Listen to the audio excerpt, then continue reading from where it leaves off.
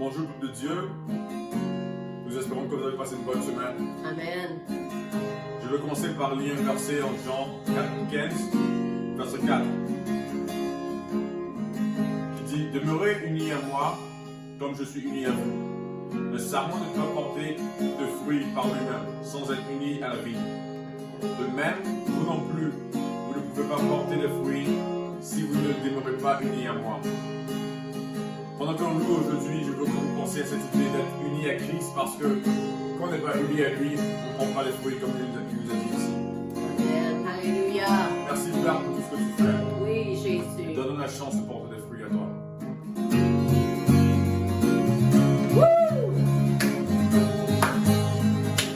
Oh, nos yeux sont sur toi, Fils de Dieu, notre Sauveur, toi l'image de l'amour, gloire à ton nom pour toujours. Oh, nos yeux sont sur toi.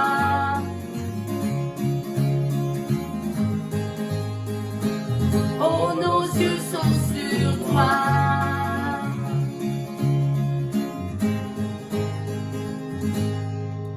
le salut Transperce l'obscurité et le royaume avance à la vitesse de la lumière. Liberté qui fait vibrer l'atmosphère, chassons les ténèbres alors que le soleil apparaît. venu des cieux pour nous, Descendu par amour, il règne à tout jamais, Jésus notre Dieu. Oh, nos yeux sont sur toi, Fils de Dieu notre Sauveur, toi l'image de l'amour, gloire à ton nom pour toujours. Oh, nos yeux sont sur toi.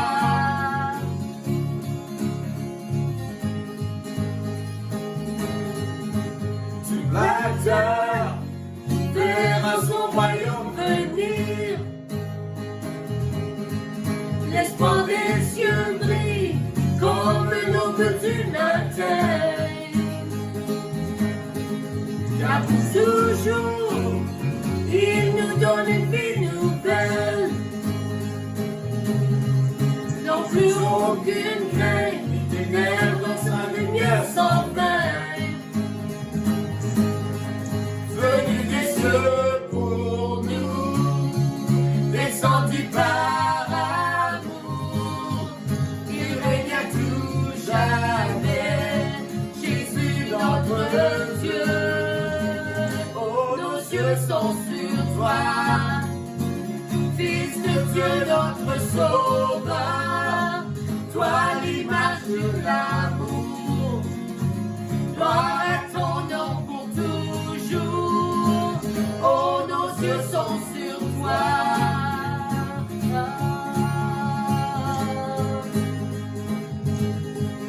venu des cieux pour nous, Descendu par amour, il règne à tout jamais, Jésus notre Dieu.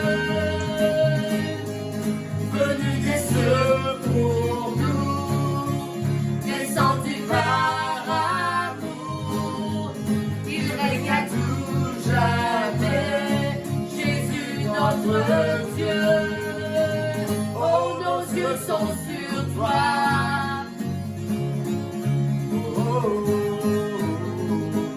Oh, nos yeux sont sur toi.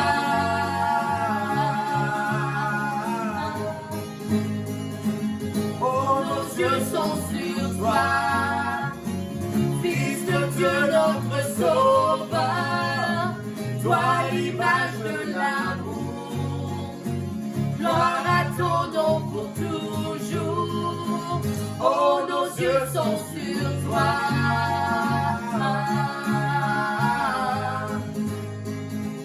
Oh, nos yeux sont sur toi.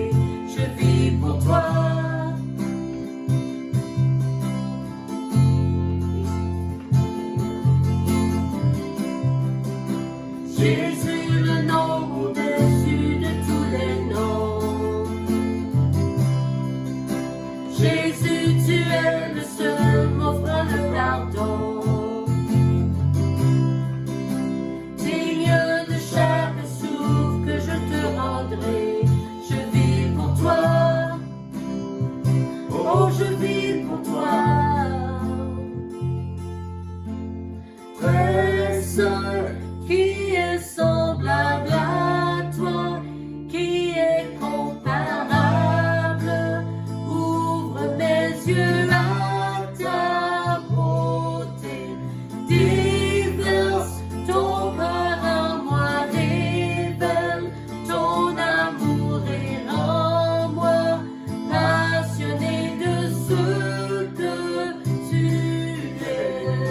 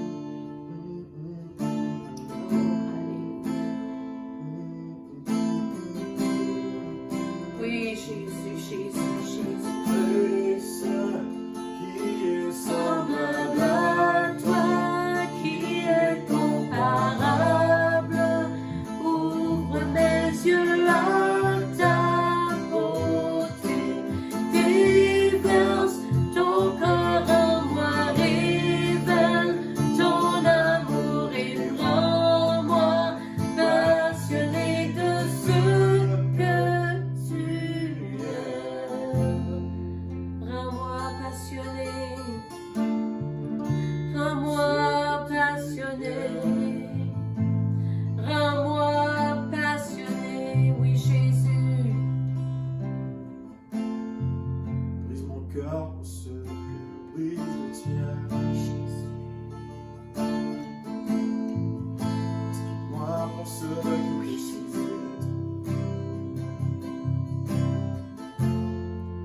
mon cœur pour ce que brise le tien. Jésus, alléluia, alléluia. Laisse-moi pour ce qui blesse. Oh, Jésus, Jésus. Donne-moi ton cœur. Je veux être comme toi. Jésus. Donne-moi ton cœur. Je veux aimer comme toi. Donne-moi ton cœur. Je veux être comme toi. Donne-moi ton cœur. Je veux être comme toi. Donne-moi ton cœur. Je veux être comme toi. Donne-moi ton cœur. Je veux aimer comme toi. Aimer comme toi, oui, Jésus. Donne-moi ton cœur. Je veux être comme toi. Donne-moi ton cœur. Je veux aimer comme toi. Oh, aimer comme toi. Oui, Donne-moi ton Jésus. cœur.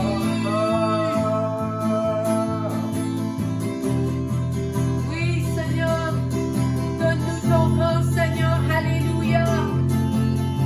Oh, qu'on réalise qui nous sommes en toi, Seigneur Jésus. Alléluia, le roi de gloire.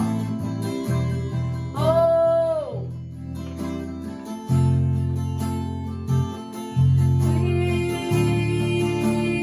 Oui, dans ta gloire.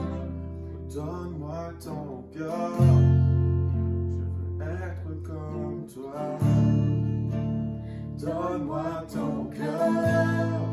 Je veux aimer comme toi. Donne-moi ton cœur. Je veux être comme toi. Donne-moi ton cœur. Je veux aimer comme toi. Oh,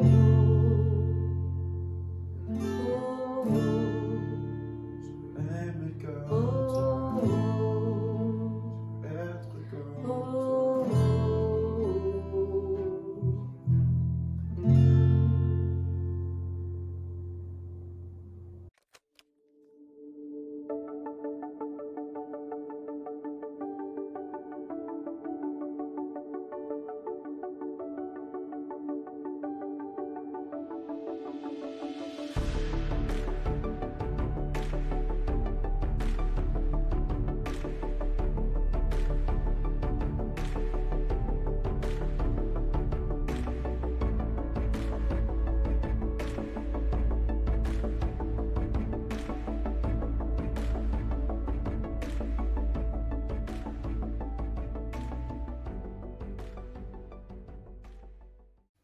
Oh, Alléluia! Bienvenue en 2022. Alléluia! Et quelle année ce sera?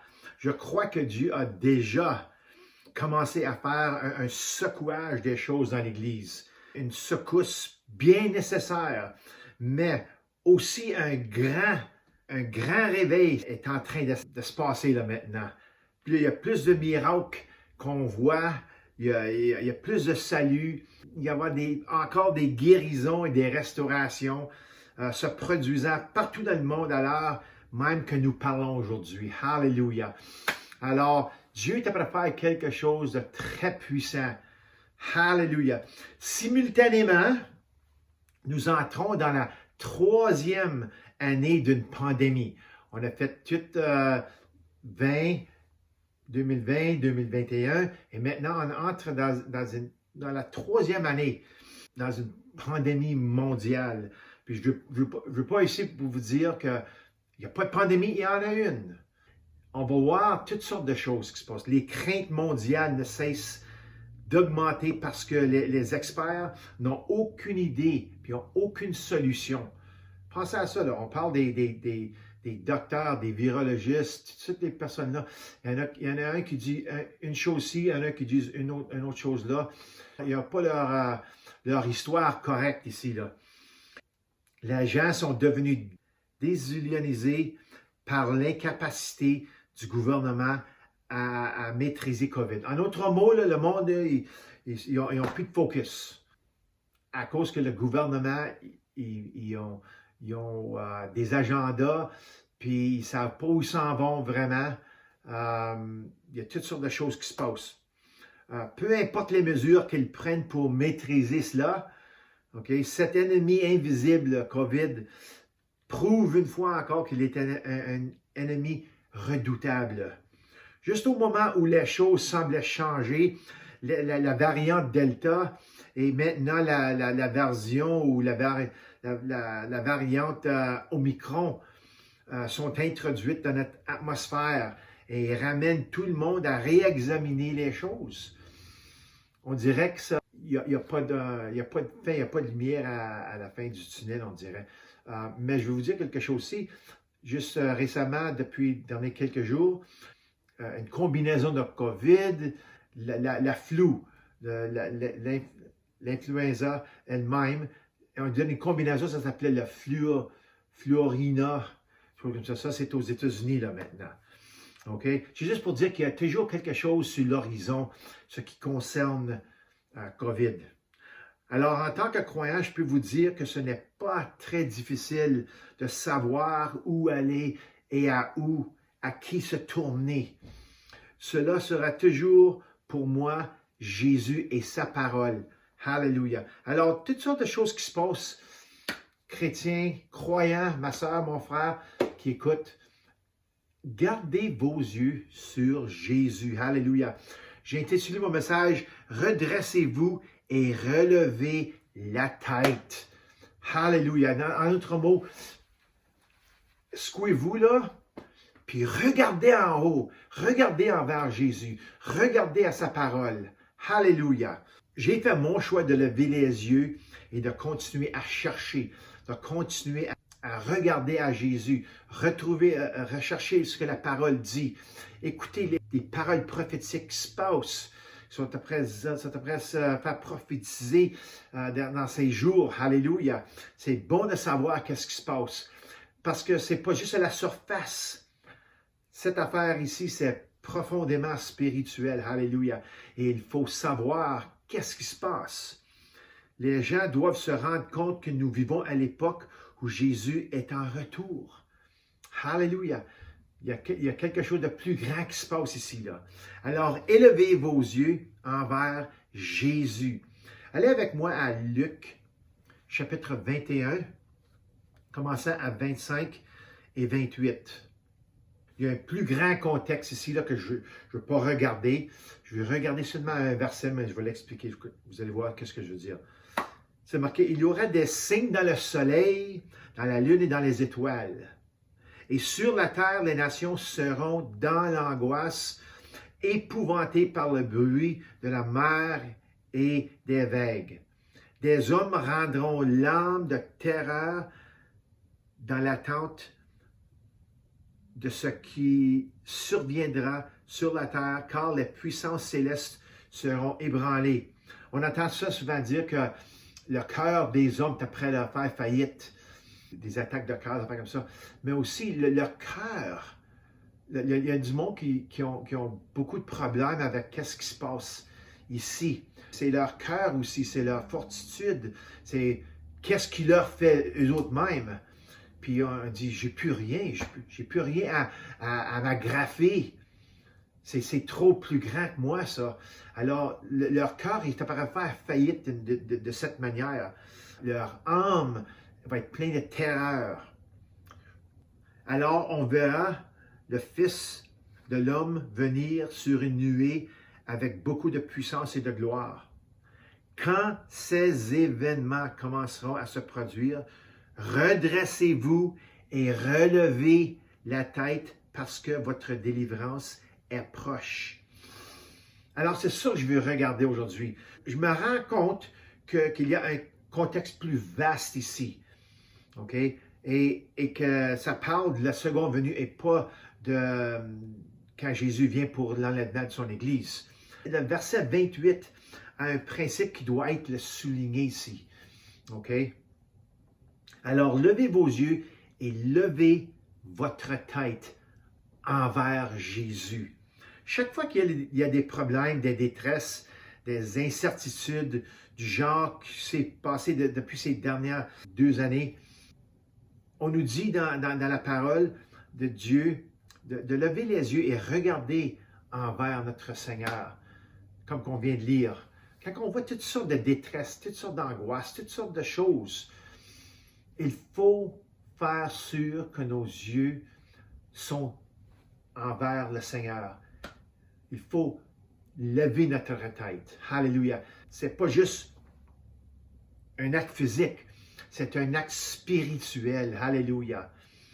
Maintenant, je veux examiner ce que cela signifie vraiment de lever les yeux et de lever la tête.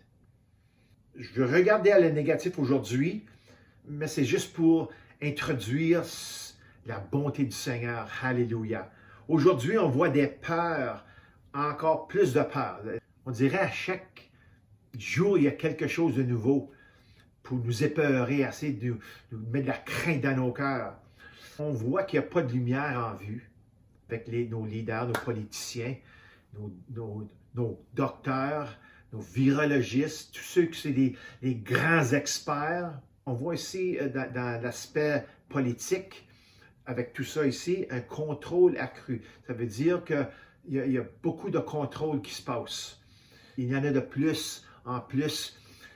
Il faut que tu sois vacciné, il faut que tu portes un masque, il faut que tu sois distancé de 6 pieds ou de 2 mètres. Tu ne peux pas aller ici, tu ne peux pas aller là. C'est ça que ça ressemble aujourd'hui. Aucune réponse n'est fournie pour vraiment beaucoup de choses. Ils ne savent plus comment ça va arriver, comment grand ça va être. On a aussi de l'inflation. Les coûts élevés de la nourriture, de toutes choses. Tout est plus cher aujourd'hui. Il n'y a aucune connaissance de ce qui se passe dans le futur, dans le tuyau. Si tu regardes dans le tuyau, ils n'ont pas vraiment de lumière. Ils ne savent pas qu'est-ce qui se passe. De nouvelles variantes COVID, ils disent qu'il va y en avoir d'autres. Ce n'est pas la fin. Ils disent pas que, oh, OK, Omicron, c'est la dernière, là. On est sûr que c'est la dernière. Non, il va toujours y avoir quelque chose. Il y a quelque chose qui est établi que seulement Jésus et sa venue vont pouvoir tout briser ça, tout casser ça en son nom. Alléluia. Puis il y a de la confusion, il y a du chaos, il y a un manque de confiance dans tant de choses. Les gouvernements, le monde ne font plus confiance en le gouvernement. Puis il y a du désespoir. Puis il y en a du désespoir en masse. Alors, toutes ces choses se retrouvent dans le cœur et l'esprit de toutes sortes de personnes. Je vais vous dire que même le croyant n'est pas exempt non plus. La pluie tombe partout. Alléluia. Alors, la seule raison que ça affecte le croyant, c'est que le croyant alloue les circonstances de qu'est-ce qui se passe ici, aujourd'hui, dans ces jours, de leur affecter d'une manière négative ou d'une manière qui, on dirait que c'est plus grand que Dieu. Parce que, ça affecte tout le monde, là. Alors, ils ont toutes sortes d'idées, qu'est-ce qui se passe. Puis, à moins comme croyant, tu sors de ça, tu vas toujours être pris dans cette atmosphère de négatif-là. Si nous ne regardons pas vers le haut, alors, naturellement, nous regardons vers le bas. Nous regardons à ce qui se passe et nous faisons partie de tout le désordre. Et puis, quand le vent, il pousse, il souffle d'une manière, on voit avec ça. Quand le gouvernement dit ici, on n'est pas stabilisé dans la parole de Dieu. Et regarder en bas n'est pas un bon endroit pour trouver une solution à votre problème. Alors, si vous êtes dans cette situation-là, il faut que vous vous redressez et relevez votre tête en haut. Alléluia. Regardez envers Jésus-Christ. C'est là où vous allez trouver vos réponses à tous les problèmes. Trop de croyants ont le mauvais instinct de regarder en bas et autour ou alentour. Ils regardent et suivent les foules alors qu'ils s'appuient sur la culture populaire et trouvent l'oreiller de confort, de divertissement, au lieu de lever les yeux envers Jésus pour avoir son point de vue sur les choses. Trop de gens ne regardent que la surface de tout cela. Il y a beaucoup de chrétiens qui regardent juste à qu'est-ce qui se passe à la surface, puis vont dire « Oh oui, c'est ça qui se passe », ne voyant pas qu'il y a beaucoup plus à qu'est-ce qu'il y a à voir. Nos yeux spirituels ont besoin de voir prophétiquement les activités spirituelles qui se passent maintenant. Alors, il faut que vous sachiez en dedans de votre cœur que ce n'est pas juste que ça a l'air. Il y a d'autres choses qui se passent en arrière les scènes. N'oubliez pas qu'il y a de la politique. L'ennemi essaie d'avoir un contrôle global sur le monde, essaie de fermer l'Église d'une manière ou une autre. Alors, quand on pense individuellement, on va voir, et selon la parole aussi, on va voir qu'il y a plus que qu'est-ce qui se passe juste avec nos yeux ici, là. Il y a un aspect spirituel, il faut regarder. Mais lorsque vous jetez un regard honnête sur Jésus et sa parole, vous verrez rapidement l'amour et l'honnêteté de ce qui se passe vraiment. Premièrement, lorsque Jésus nous dit de lever les yeux, c'est parce qu'il désire que nous gardions les yeux fixés sur lui à tout prix. Jésus ne veut pas qu'on soit mêlé puis tout absorbé dans qu'est-ce qui se passe avec toutes les ramifications que le COVID emporte. Alors, Jésus veut qu'on fixe nos yeux sur lui à tout prix. Alléluia. Le monde trouve toujours un moyen de distraire l'Église, surtout à des moments où il semble qu'il n'y a pas de bonne réponse. Il n'y a pas de bonne réponse. Puis des fois, on se trouve à dire, ben, moi là, je suis tanné, là. Moi, je vais aller regarder Netflix au coton, là, puis je vais prendre un gros movie binge. Tu sais, je rentre là-dedans, là, puis je ne veux plus entendre parler. Mais ça, c'est pas l'affaire à faire. C'est pas l'affaire à faire. Jésus a toutes les réponses pour chaque situation. Quand quelque chose de nouveau comme Omicron apparaît, laissons tomber les distractions qui induisent en erreur et renouvelons notre concentration, sur Jésus. C'est ça que Jésus veut. Il y a quelque chose, oui, on entend ça, c'est sûr, on entend les nouvelles, on regarde les nouvelles de temps en temps, on n'est pas muet à les choses. Mais quand on voit quelque chose arriver comme ça, on se dit, wow, au nom de Jésus, ça, on vient contre ça. On commence à appliquer la parole contre ces choses-là, puis contre les effets de qu'est-ce que ça arrive, de qu'est-ce que ça l'emporte. Il faut vraiment s'appliquer à combattre qu'est-ce qu'on voit aujourd'hui. Les médias et le divertissement sont là pour nous endormir dans un lieu de faux fantasmes, nous gardant aveugles à ce qui se passe réellement dans les coulisses. Nous nous sentons bien à travers des bonnes histoires, quand on écoute les divertissements des flics, des movies, toutes sortes de choses qui répondent à nos sentiments. Ah, ça fait assez du bien. J'ai écouté de la journée, le COVID, là, je suis tanné, là, je veux m'éclater ici sur ma chaise, puis je veux juste regarder des films. OK? Ça c'est pas des bonnes choses, ça. Des films d'action d'octane élevé qui nous aident à oublier tout ce qu'on s'appelle à passer à travers. Les raisons pour lesquelles nous méditons sur la culture pop sont infinies. Nous voulons nous sentir pertinents, en contact avec, on veut faire partie de quelque chose de plus grand ou simplement être au courant de tout ce qui se passe à la télé, avec Hollywood, avec la média, avec toutes sortes de choses comme ça. À cause qu'on est tanné, je veux vous dire, c'est pas la place à aller. Si vous prenez le temps de vous arrêter et de réfléchir à ce que la télévision et les films ont à dire de manière fondamentale, c'est ceci, c'est l'inclusivité et l'auto-identification.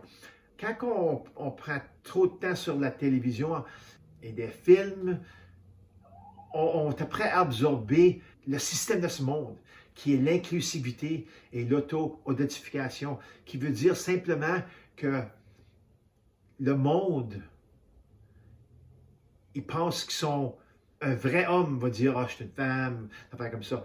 Ils changent leur identité et ils veulent que tout le monde l'accepte et qu'il soit inclus dans toutes choses. Alors, c'est ça qui t'apprend à laver nos cervelles ces jours-ci. Alors, c'est très important de se retirer de ce qui vraiment se passe dans ce monde-ci à travers les divertissements et la télévision. C'est sûr que pas tout est méchant, mais il faut vraiment regarder à qu'est-ce qu'on veut regarder. Alléluia. Alors, c'est très important.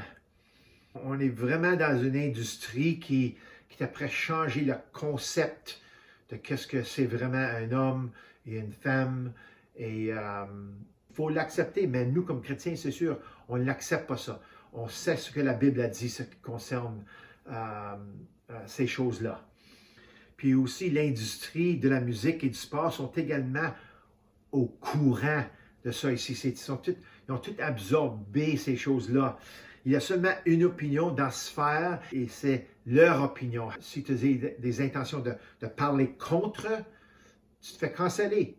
Alors pourquoi vraiment courons-nous vers ces faux conforts alors que le monde s'effondre? C'est une question que nous devons tous nous poser. Mais voici où elle est vraiment. 2022 est une année de nombreuses prophéties. Si vous écoutez les voix prophétiques, il y en a qui sont ils savent exactement ce que le Saint-Esprit est après nous dire. Et quand tu les écoutes, tu as le témoignage de ton esprit. Alléluia. Alors, il y a de nombreuses prophéties. C'est pas dans ce message-ci que je veux regarder les prophéties. OK? C'est juste laisser savoir qu'il y a beaucoup de choses qui t'apprêtent se passer. Les troubles vont continuer et vont s'aggraver. C'est une des prophéties. Pour ceux qui sont sur la clôture, ce sera une année de décision.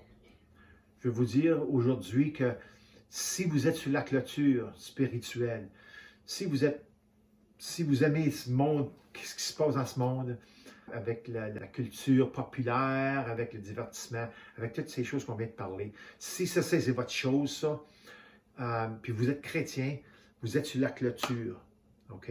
Je veux vous dire qu'il y a une place que tu ne peux pas rester là pour longtemps. Le Seigneur t'appelle de t'ôter sur cette clôture et de le suivre, alléluia, à plein cœur. Alléluia, ce n'est pas le temps aujourd'hui de jouer en entour avec les choses de ce monde. C'est le temps aujourd'hui d'entrer dans ce que le Seigneur a pour toi et de concentrer ta vie, alléluia. Au cours des 2 dernières années, Satan a secoué ce monde. Mais cette année, il y aura quelqu'un d'autre qui secouera. Et c'est Dieu. Alléluia. Regardez avec moi à Hébreux 12, 25 à 29. Ça commence très fortement. Il dit, faites attention, ne refusez pas d'écouter celui qui parle. Alors, ça c'est Dieu qui parle ici, là.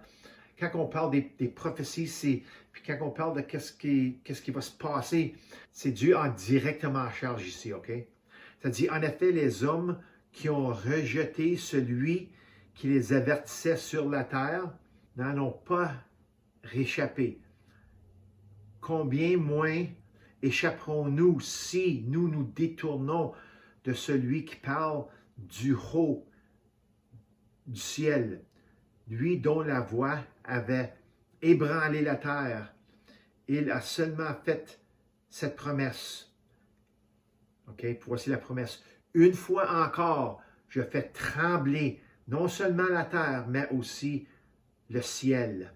Les mots, une fois encore, indiquent bien que les choses qui appartenaient au monde créé peuvent être ébranlées, disparaîtront, afin que celles qui sont inébranlables subsistent. C'est pourquoi, puisque nous recevons un royaume inébranlable, attachons-nous à la grâce qui nous permet de rendre à Dieu un culte qui lui soit agréable, avec respect et avec piété. Notre Dieu est en effet un feu dévorant. Alléluia. Regarde, toutes les choses du ciel, toutes les choses de la parole de Dieu, ça, tu ne pourras jamais ébranler ça. Tu peux essayer, ça va toujours, ça va se tenir. OK? Ça va se tenir ferme. Alléluia. Mais les choses de ce monde, quand le Seigneur va commencer à ébranler, à se secouer et faire trembler, ça va tout tomber à terre.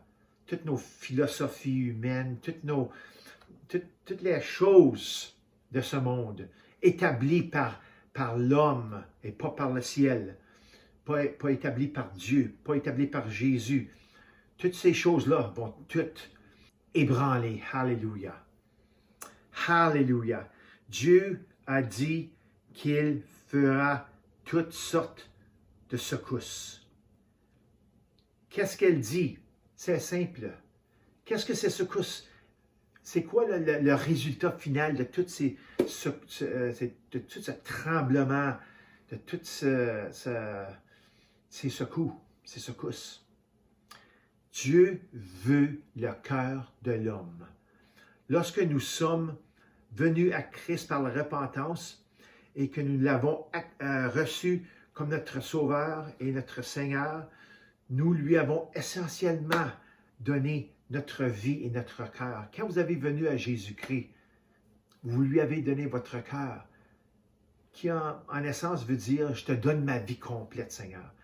Alléluia, je te donne ma vie. Je suis à toi. Fais de moi ce que tu veux. Alléluia. Change-moi, transforme-moi en quelque chose que tu vas être fier et content. Alléluia. Merci Seigneur. Nos affections, notre amour, notre tout, c'est ce que Dieu veut. Mais ce monde et les choses de ce monde ont trouvé un chemin dans nos cœurs et pour certains sont devenus des nouvelles affections en conflit avec Dieu et sa parole. Allez avec moi à 1 Pierre 4, 12 et 17. So, 1 Pierre chapitre 4, verset 12 à 17, ça dit « Mais, bien-aimés, ne soyez pas surpris de la fournaise qui sévit parmi vous pour vous éprouver. » Alors, soyez pas, comme chrétiens, on ne devrait jamais être surpris quand on dirait qu'il y a des chaleurs spirituelles qui essayent de nous éprouver, comme s'il vous arrivait quelque chose d'étrange. Ce n'est pas étrange. Si vous êtes un chrétien, que vous suivez Jésus, et vous n'avez pas peur de parler sa parole, vous n'avez pas peur vous n'avez pas de crainte, vous allez vous faire persécuter. Okay? Ce n'est pas une chose étrange. Regardez pas ça comme ça serait une chose étrange. Réjouissez-vous au contraire de la part que vous prenez aux souffrances de Christ afin d'être aussi dans la joie et dans l'allégresse lorsque sa gloire sera dévoilée. Si vous êtes insulté à cause du nom du Christ, vous êtes heureux parce que l'Esprit de gloire, l'Esprit de Dieu repose sur vous. Alléluia. Eux, ils blasphèment l'Esprit, tandis que vous lui rendez gloire. Que personne, puis après ça, il dit que personne, puis je crois ici qu'il inclut les chrétiens. Parce que vous savez, comme chrétiens, on ne fait pas toujours des bonnes choses. Okay? Si on n'est pas en ligne avec Dieu, si on ne recherche pas Dieu, si notre cœur n'est pas envers Dieu, on va faire des choses stupides. Ça dit ici que personne parmi vous n'ait à souffrir pour avoir tué, volé, fait le mal ou pour s'être mêlé des affaires d'autrui. Mais si quelqu'un souffre parce qu'il est chrétien, qu'il n'en ait pas de honte.